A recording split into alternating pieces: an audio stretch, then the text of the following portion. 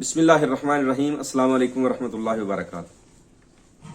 गुजरांवाला से हमारे एक बहुत ही प्यारे साथी हैं, दोस्त हैं, बुजुर्ग हैं। वो 2-3 बार मुझे फ़ोन कर चुके हैं कि सांस क्यों फूलता है, इस पे गुफ्तगू करें। सांस फूलने की कई एक वजूहात हैं भाई। नंबर 1, खून की कमी, एचबी लेवल का डाउन हो जाना।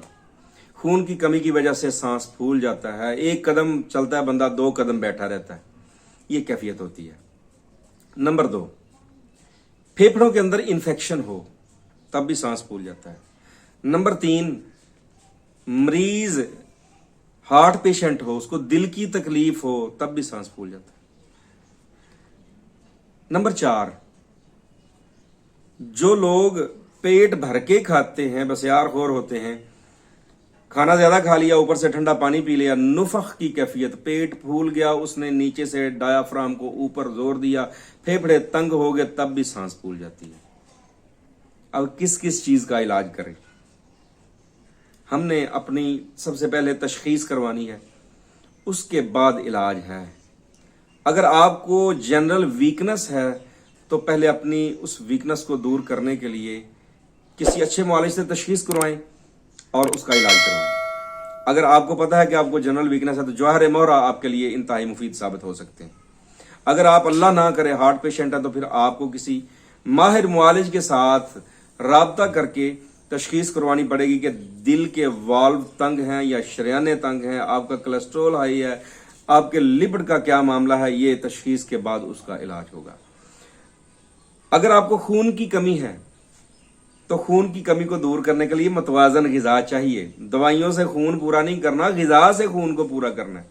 अपनी गिजा के अंदर ताज़ा फलों का इस्तेमाल हस्बे इस्तात। ये हस्बे इस्तात मैं इसलिए कहता हूं कि सारे लोग अमीर नहीं होते, सबके पास दौलत की फरावानी नहीं होती। कुछ ऐसे भी होते हैं मेरी तरह के हैंड टू माउथ चलने वाले, सफेद पोश तबका। तो अपनी इस्तात के मुताबिक ताज़ा फलों का इस्तेमाल, शहद का इस्तेमाल ये लाजमी करें। और खाना वक्त पर खाएं, जब आपको भूख लगे आप खाना खाएं, वो आपका जुज़्वे बदन बनेगा। अगर आप तहें लगाएंगे, जिस तरह शादियों पे प्लेट पे पहले तह पर तह दर तह लगा के वो बड़ा सा ढेर सामने रख के बैठ जाते हैं, फिर आंखें नहीं रचती, वो तहें अंदर फिर तहें लगाना शुरू कर देते हैं, भर्ती करना, तो नतीजा क्या होता है?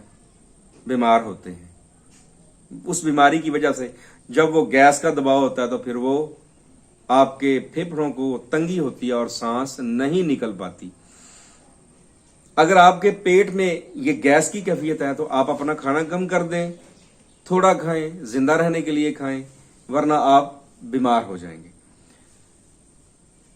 अपनी इस गैस को कंट्रोल करने के लिए ये जो आप बहुत ज्यादा गिजा खा के अपने पेट को फुलाते हैं, इसको दूर करने के लिए जवारश कमूनी, तिब यूनानी की मायानाज एक दवाई है, जवारश कमूनी मजून फार्म में, ये ½ टीस्पून सुबह शाम गर्म पानी से लें। इससे आपका ये जो अफारे का मामला है, अल्हम्दुलिल्लाह अल्लाह के फजल व करम से वो ठीक हो जाएगा।